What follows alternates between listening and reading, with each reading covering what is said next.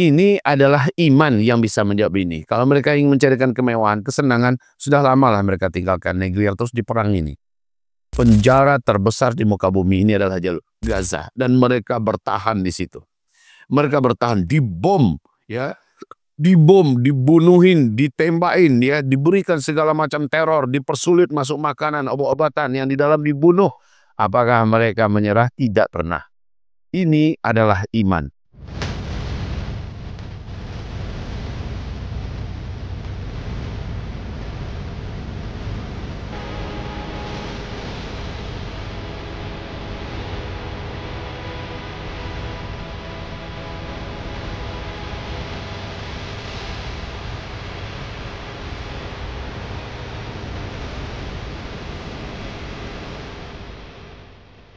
Assalamualaikum warahmatullahi wabarakatuh. Alhamdulillah wassalatu wassalamu ala habibillah sayyidina Muhammadin Rasulillah sallallahu alaihi wasallam, la haula wa la quwata illa billah. Segala pujian dan puji ada syukur kita hanyalah kepada Allah Subhanahu wa taala. Kita mengucapkan alhamdulillah bi ni'matihi tatimmus salihah. Salawat dan salam kita untuk habibillah sayyidina Muhammad Rasulillah sallallahu alaihi wasallam. Ba'du, belajar dari Syam, belajar dari Gaza, belajar dari jalur Gaza. Saudara dan sahabat tercinta, iman itu ada di Syam, kata Rasulullah sallallahu alaihi wasallam. Orang Arab dan sejarah juga, buku-buku sejarah terbuka bahwa yang dimaksud dengan Syam itu adalah Damaskus. Tetapi kawasan yang ada di sekitaran Damaskus disebut dengan kawasan negeri Syam atau negeri Syam. Negeri Syamnya adalah Suriah, Lebanon, Yordania, dan Palestina. Ini negeri Syam. Adapun Syam sendiri itu adalah Damaskus. Al-imanu bisyam, iman itu ada di Syam. Berarti iman itu ada di Damaskus dan negeri Damaskus. Barakna haulahu. Allah kami berkahi sekitarannya. Syam itu Allah berkahi dan sekitarannya, negeri Syam itu Allah berkahi. Iman ada di sana. Dalam hal perlawanan yang tangguh dan teguh, sepanjang sejarah selalu berada di negeri Syam, ya, bukan di negeri-negeri yang lain yang stabil. Perlawanannya tetap ada sampai hari kiamat, kata Rasulullah, adalah di Syam. Afghanistan juga keren, Afghanistan juga sangat dahsyat, namun perlawanan mereka telah diberi hadiah oleh Allah dengan kemenangan yang besar, dan sampai sekarang mereka ada dalam kondisi sedang menata kehidupan. Akan tetapi di negeri Syam sampai turunnya Nabi Isa, kata Rasulullah sallallahu alaihi wasallam. Jika demikian, di hadis yang lain kami sudah menyebutkan Asqalan, kata Rasul, itu jalur Gaza, itu benteng di mana umat Islam terus memberikan perlawanan terbaik. Di Baitul Maqdis ada perlawanan sampai turun Nabi Isa, dan tempatnya dipastikan oleh Nabi di Asqalan, yaitu jalur Gaza. Luar biasa hadis ini. Hadis ini dinyatakan hasan sahih oleh beberapa ulama ahli hadis seperti Tirmidzi, Ibnu Majah, Imam Ahmad. Saudara dan hamba-hamba Allah yang kami cintai, di jalur Gaza kita lihat, kalau begitu cerita hadis, berarti mereka akan tetap ada di sana. Mereka akan tetap eksis sampai Nabi Isa turun, dan mereka tetap ditolong oleh Allah, dan mereka tidak akan pernah menyerah, dan mereka pasti akan terus menorehkan sejarah yang paling menakjubkan. Walaupun dihancurkan negerinya sehancur-hancurnya, walaupun dibantai penduduknya sehebat-hebatnya pembantaian, mundurkah mereka? Tidak. Apakah mereka menyatakan menyerah? Tidak. Dirayu mereka dengan tempat yang lebih baik, dengan bangunan fisik dan kota-kota yang lebih mewah, itu milik mereka di luar daripada jalur Gaza. Bersediakah mereka? Tidak. Padahal Uni Emirat Arab, padahal seluruh negeri-negeri Teluk sudah menawarkan, keluar sajalah, berikan saja kepada Israel, dan kami bangunkan sebuah kota atau sebuah negeri yang jauh lebih cantik, lebih indah, lebih makmur. Mereka tidak mau. Kenapa mereka tidak mau? Di sini titipan Allah SWT. Ini tanah wakaf untuk umat Islam. Itu masuk dalam Baitul Maqdis. Ini tanah wakaf buat milik Islam, kaum muslimin, dan kami akan merawatnya, kami akan menjaganya, sedikit pun kami tidak akan berikan. Biar kami berikan nyawa kami berikan kehidupan kami berikan kebahagiaan kami demi merawat dan menjaga. Dan bertekad mereka sebelum Palestina, sebelum Baitul Maqdis tanah suci bebas, sebelum Masjidil Aqsa merdeka, mereka tidak ada cerita akan mundur. Selagi masih hidup, mereka akan terus berjuang. Rakyatnya cara berjuang adalah tegar, ya, sabar, tabah, dan mereka akan tetap di kaki-kaki mereka di atas bumi Askolan itu atau jalur Gaza, dan itu termasuk bumi Baitul Maqdis, dan mereka sekali lagi tidak akan pernah beranjak mundur.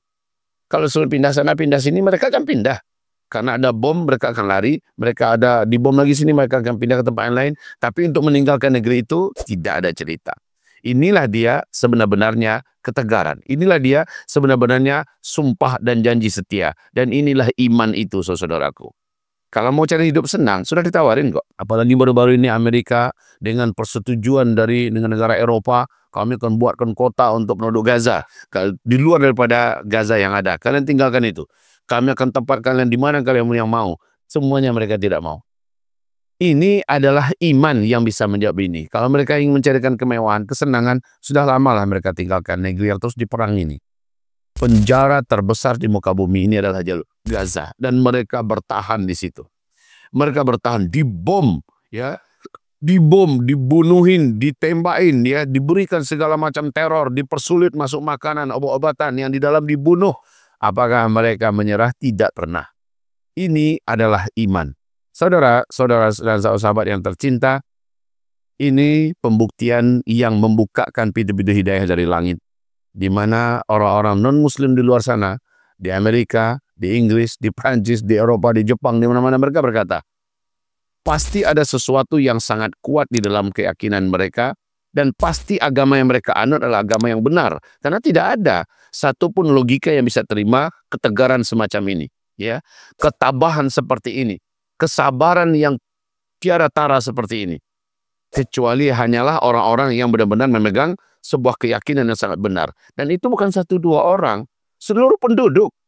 Bukan hanya satu dua pejuang, seluruh pejuang sama. Mereka itu memiliki ketegaran dan kemantapan hati dalam perjuangan. Mereka yakin Allah pasti bersama mereka. Mereka sangat yakin Allah tidak akan meninggalkan mereka. Mereka sangat yakin janji Allah pasti akan ditepati oleh Allah Subhanahu wa Ta'ala. Tugas mereka adalah bangkit, lawan, Allah bersama mereka. Bangkit, lawan, bersabarlah, Allah pasti tolong mereka. Fa innan nasra ma'a as-sabri. Sesungguhnya pertolongan Allah datang setelah kamu membuktikan sabar. Ini sekali lagi yang dipegang erat-erat oleh penduduk negeri Syam itu, oleh penduduk negeri Baitul Maqdis itu, oleh penduduk Askolan atau jalur Gaza itu. Ini yang dipegang oleh mereka. Fa innan nasra ma'as sabri. Pertolongan Allah dan kemenangan itu adalah setelah mampu membuktikan kesabaran yang panjang. Dan itu yang sedang mereka jalani, yang mereka tempuh. Mereka sangat yakin tugas mereka bukan cari menang, karena kemenangan ada di tangan Allah. Innan nasra biyadillah wa man nasru illa min indillah. Sesungguhnya kemenangan dan pertolongan itu adanya di tangan Allah. Sesungguhnya kemenangan dan pertolongan Allah itu adalah dengan bersama dengan kekuatan Allah Subhanahu wa Ta'ala. Mereka yakin kemenangan bukanlah sesuatu yang menjadi kewajiban mereka. Kewajiban mereka adalah teruskan perjuangan, kompaklah dalam berjamaah untuk melanjutkan perjuangan, dan teruslah tegar. Saudara dan sahabat yang kami cintai, hadiahnya sudah Allah siapkan.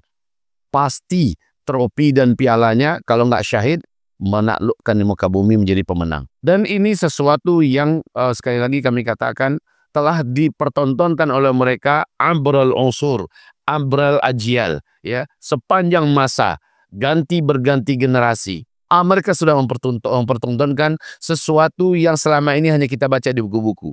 Mereka telah menunjukkan ada loh manusianya yang mampu membuktikan bahwa bisa sabar.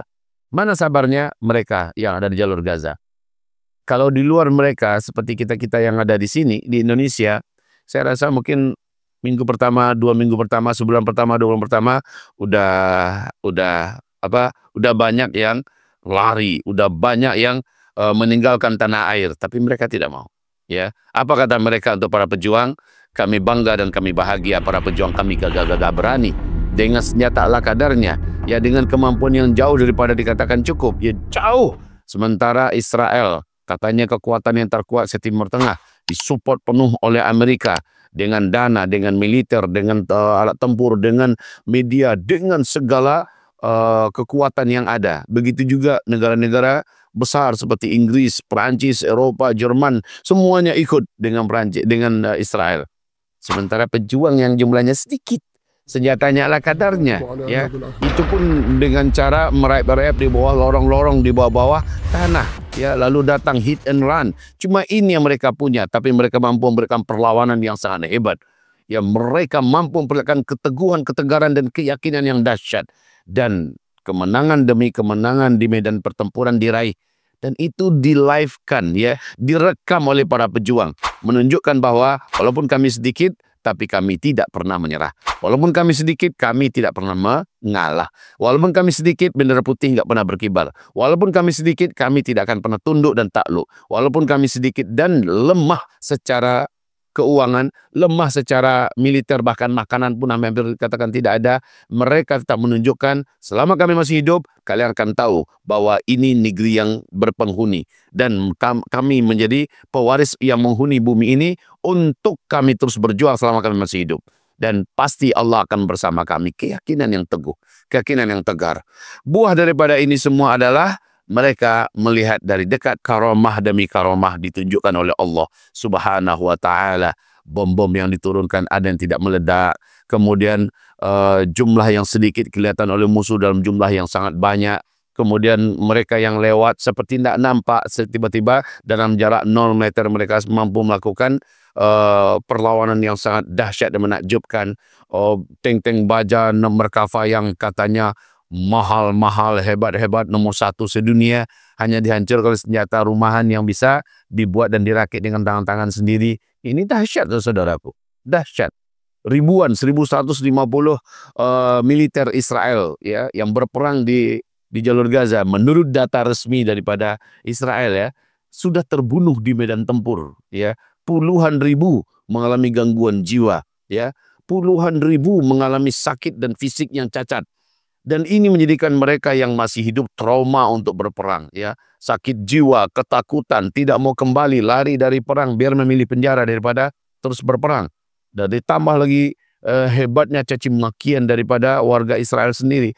Ini menunjukkan apa? Buah daripada yang satu penuh dengan keyakinan, yang penuh dengan tekad, penuh dengan tawakal kepada Allah Subhanahu wa Ta'ala. Tawakal, berserah penuh kepada Allah, sementara yakin Allah tidak meninggalkan mereka, yakin pasti Allah akan menurunkan berbagai macam keajaiban. Dan itu mereka temukan, mereka saksikan.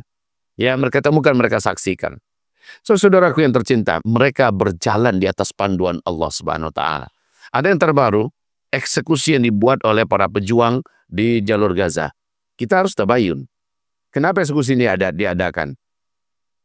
Dosa yang paling terbesar di dalam Islam itu ada 70 dosa besar, ya, di dalam kitab Al-Kabair, 70 dosa besar yang ditulis oleh Imam Adz-Dzahabi. Sebenarnya itu bukan jumlah yang membatasi dari angka 70, tetapi dosa yang terbesarnya itu adalah 7. Syirik kepada Allah, durhaka kepada kedua orang tua, ya, berzina, membunuh, makan riba, dan lari dari peperangan. Lari dari peperangan, ada yang lebih parah daripada itu, berkhianat, ya, dalam perjuangan. Seluruh rakyat dan para pejuang sejalur Gaza itu mereka adalah para pejuang. Maka ada oknum-oknum di seluruh bumi ini selalu ada yang berkhianat. Saya tahu dan saya yakin semuanya banyak membaca dan mengetahui di setiap negeri yang berjuang itu ada para pengkhianat. Di tangan para pengkhianat ini hancurnya perjuangan. Di tangan para pengkhianat ini ribuan, puluhan ribu rakyat yang harus dibunuh, dibantai. Di tangan para pengkhianat ini pemimpin-pemimpin yang paling strategis dalam memimpin komando perang, mereka jatuh ke tangan musuh, dibunuh oleh musuh. Nah, para pengkhianat ini wajib dieksekusi. Itu perintah agama. Nggak usah agama bicara, secara logika saja. Setiap pengkhianat di seluruh negara, apapun negaranya, mau Jerman, mau Jepang, mau apa saja, mau Amerika, mau katanya negara yang paling berperadaban siapa? Sebutkan. Setiap ada pengkhianat di medan tempur, pasti pengkhianat itu dihabisi. Karena mereka adalah racun dan virus yang sangat mematikan. Gara-gara satu orang, bisa satu kampung dibunuh oleh musuh. Gara-gara beberapa orang, bisa-bisa satu negara jatuh ke tangan musuh. Maka pengkhianat ini dalam Islam adalah hal yang harus segera diselesaikan. Dan cara penyelesaian yang paling efektif adalah mengeksekusinya. Pelajaran bagi yang hidup. Orang-orang nggak ngerti, langsung vonis, ini ISIS, ini ISIS. Yang diperjuangkan selama ini adalah hidup dan nyawa orang. Ya, sementara tuntutan yang paling keras dari pihak para pejuang adalah bagaimana dihentikan genosida. Nyawa diprioritaskan, ya, masukkan makanan. Itu menjadi prioritas. Bagaimana ketika ada yang dieksekusi, orang-orang itu memang gara-gara mereka kematian yang harusnya tidak begitu banyak menjadi banyak. Pemimpin-pemimpin dan para panglima-panglima perang yang seharusnya tidak jatuh ke tangan musuh, tidak diketahui tempatnya, gara-gara para pengkhianat akhirnya dibocorkan. Ya, kemudian jumlah bantuan dunia yang harusnya bisa dinikmati oleh orang yang sekarat terhalang dan matilah jumlah orang cukup besar gara-gara adanya pengkhianat-pengkhianat. Dalam hitungan Islam dan yang diikuti oleh para pejuang, mereka sudah mengkaji dan mengkalkulasinya. Ada orang-orang yang alim dan ulama-ulama yang mumpuni yang berhak memberikan fatwa. Jadi saudaraku, bukan dalam rangka bela-belaan, tetapi logikanya pengkhianat dalam perjuangan di masa-masa revolusi, di masa-masa perang itu memang sama penindakan setiap negeri sepanjang sejarah. Seluruh negara sepanjang sejarah, yaitu dieksekusi. Jadi ketika ini dilakukan, ini zaman media, orang hanya melihat, dibunuhnya rakyatnya sendiri. Antum berpikir mulia dan cerdaslah. Antum berpikir sehatlah dan normallah bahwa hal seperti ini diatur tidak dalam agama kita. Oke, kesampingkan masalah agama. Antum berpikir logislah. Ketika antum di posisi orang yang seperti mereka, betapa di tangan mereka gara-gara mereka sekian ribu orang, sekian ratus ribu orang menggelepar dan meregang nyawa gara-gara ada pengkhianatan ini. Apa yang akan antum lakukan dengan orang ini? Ya, ketika dia ketangkap, rakyat yang mengantarkannya dan rakyat menginginkannya. Ketika tidak dieksekusi ini, maka akan bermunculan lebih banyak orang-orang yang berniat untuk berkhianat. Sebab kami nggak diapa-apain, padahal hanya masuk penjara setahun 2 tahun, ya. Dan mereka akan menyebarkan virus yang sangat mengerikan ini.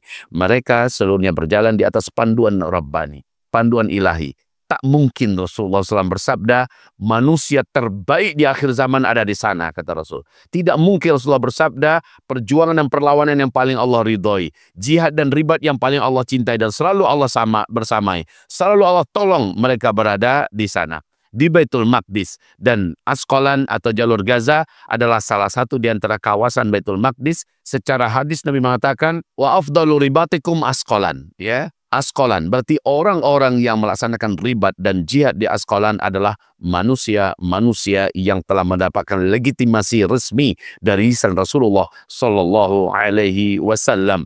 Maka apa yang dilakukan di sana? Yakinilah itu sudah recommended karena mereka berjalan di atas wahyu, mereka berjalan di atas bimbingan ilmu, dan mereka di tengah-tengahnya ada orang-orang yang alim yang berfatwa, dan ada konsep-konsep lapangan yang mereka lah yang berhak untuk memfatwakannya, menjalankannya. Semoga Allah memberikan hati yang bening kepada kita semua. Semoga Allah memberikan kepada kita ibrah dan keteladanan yang mantap terkait dengan perjuangan yang tanpa putus dan perlawanan yang tidak pernah henti, dan ketegaran, ketabahan, kesabaran, ketawakalan, dan keyakinan kepada Allah Subhanahu wa Ta'ala yang pasti akan berbuah kepada manis. Fa inna ma'al usri yusra, inna ma'al usri yusra. Ketika mereka telah mengalami ba'sa, wad-dharra, wa zulzilu di surah Al-Baqarah 214, mereka pasti akan mendapatkan ala idna nasrallahi qaribun. Ketahuilah sesungguhnya pertolongan Allah itu adalah maha dekat. Barakallahu fikum. Nastaghfirullahaladzim li walakum wala hawla wala quwata illa billah. Subhanakallahumma wa bihamdika asyhadu an la ilaha illa anta astaghfiruka wa atubu ilaika. Walhamdulillahi rabbil alamin. Billahi taufiq wal hidayah. Wassalamualaikum warahmatullahi wabarakatuh.